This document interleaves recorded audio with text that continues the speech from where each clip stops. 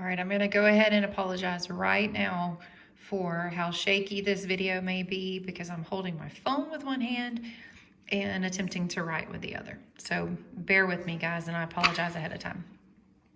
All right, I wanted to show you some of the bell ringer problems that we're going to be doing this week.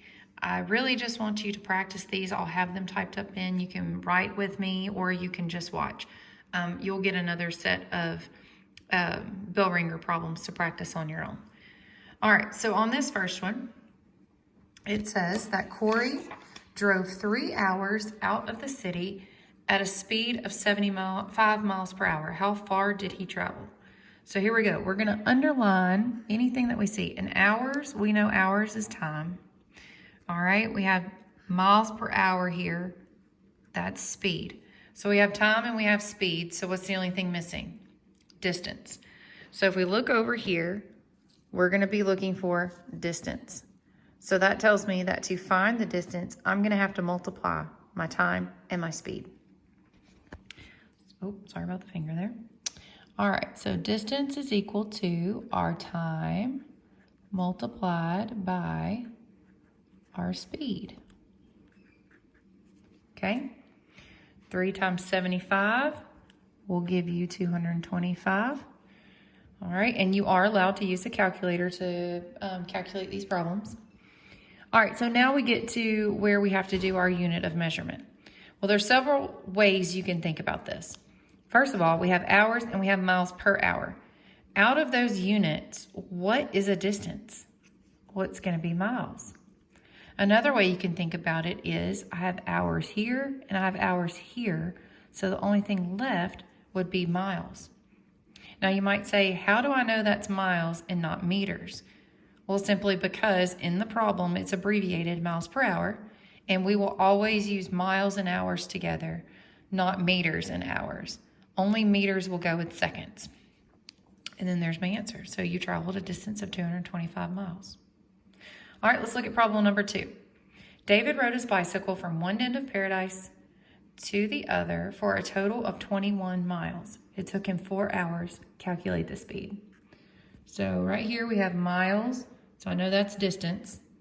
And we have hours, I know that's time. And it asks us to calculate the speed, so that's all that's left. So speed is equal to, and according to my chart, I cover up speed because that's what I'm looking for. So I'm going to do the distance divided by the time. All right, our distance is 21 miles divided by the time was 4 hours. And 21 divided by 4 is 5.25. Now in this case, I have no units of measurement that are canceled out. There's nothing the same. They're both 2 different units of measurement. Plus, I know that in speed, when I use miles and hours, then it's going to be miles per hour. So that is how I'm going to write my answer, is in miles per hour. All right, and then one more problem. So number 3 says, how much time will it take Rachel to skip 25 meters if she is traveling at a speed of 5 meters per second? And I know that's meters because we will not say miles per second. That's not going to happen. All right, so meters is distance, meters per second, that's speed. So now we have distance and we have speed, so we have to be looking for time. So we're going to divide the distance by the speed. Okay, so time is equal to our distance divided by our speed. And 25 divided by 5 is 5. Okay, we're looking for a unit of time. Meters or seconds, which one is time? Well, it's going to be seconds.